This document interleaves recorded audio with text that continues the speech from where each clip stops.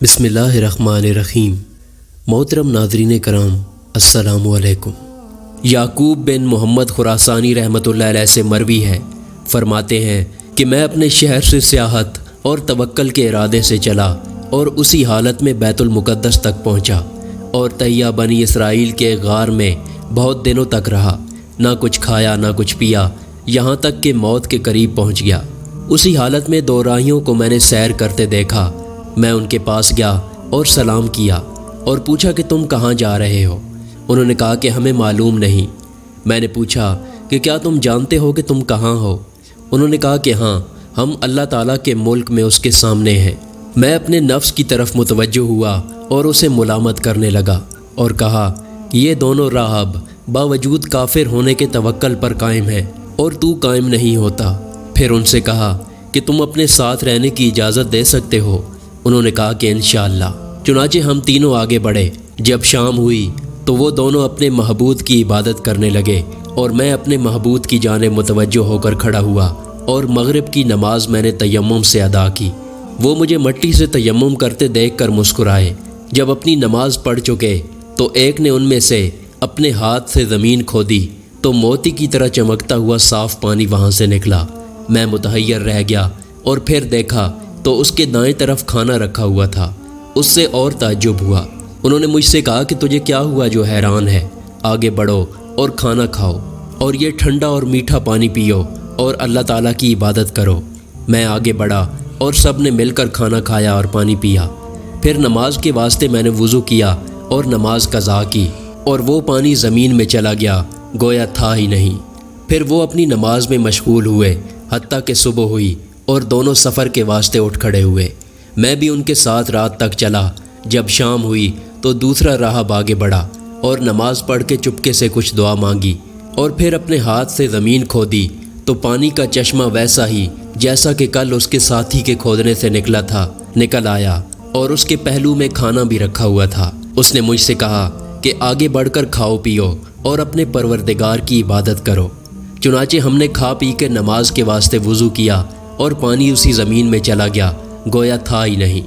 جب تیسری شب آئی تو انہوں نے کہا، اے محمدی، یہ رات تیری ہے اور آج باری تیری ہے۔ فرماتے ہیں کہ مجھے ان کے اس قول سے بڑی شرم آئی اور دل میں ایک سخت حالت طاری ہو گئی۔ میں نے کہا کہ انشاءاللہ اچھا ہی ہوگا۔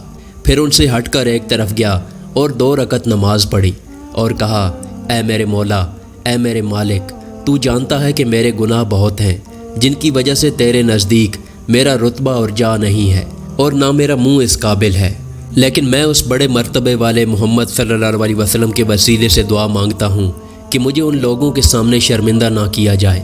جب میں دعا سے فارغ ہوا تو میں نے دیکھا کہ ایک چشمہ جاری ہے اور میرے پہلو میں کھانا رکھا ہوا ہے۔ میں نے ان سے کہا کہ آگے بڑھ کر اللہ کے فضل سے کھاؤ۔ چنانچہ وہ آگے بڑھے اور ہم تینوں نے کھانا کھایا اور اللہ تعالیٰ کا شکر ادا کیا اور اسی حالت میں رہے کہ میری دوسری باری آئی۔ پھر میں نے پہلے کی طرح دعا کی اور پانی کا چشمہ نکل آیا اور کھانا بھی حاضر ہو گیا۔ جب تیسری باری آئی اور میں نے اسی طرح دعا کی تو 2 آدمیوں کا کھانا اور انہی کا پانی آیا۔ میرا دل ٹوٹ گیا۔ انہوں نے کہا، اے محمدی، یہ حادثہ تم پر کیوں پیدا ہوا؟ کیا تم اپنے کھانے پینے میں نقصان نہیں دیکھتے ہو؟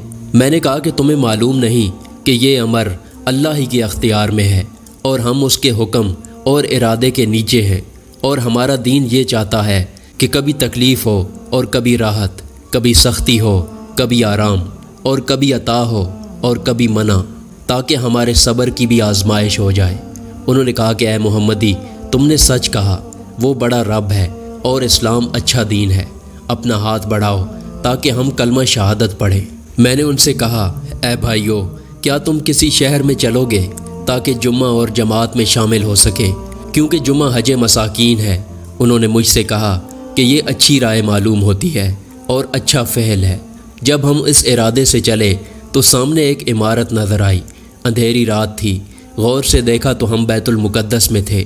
ہم اس میں داخل ہوئے اور ایک مدت تک اس میں مقیم رہے، اللہ تعالیٰ کی عبادت کرتے تھے اور ہمارا رزق ایسی جگہ سے بہم پہنچتا تھا جس کا گمان بھی نہ تھا، حتیٰ کہ دونوں ساتھی وہیں رحمت حق کو پہنچے اور مر گئے۔ بے شک توکل ایک عظیم دولت ہے اور ایک مومن کی شان اور پہچان ہے۔ جیسا کہ اس واقعے سے بھی ہمیں سبق ملتا ہے کہ ہمیں زندگی کے ہر موڑ پر صرف اور صرف اللہ ہی پر توکل کرنا چاہیے۔ دعا ہے کہ اللہ تعالی ہمیں بھی متوکلین کی صف میں شامل فرمائے، آمین۔ اس قسم کی مزید ویڈیو دیکھنے کے لیے ہمارے چینل کو سبسکرائب کریں، شکریہ۔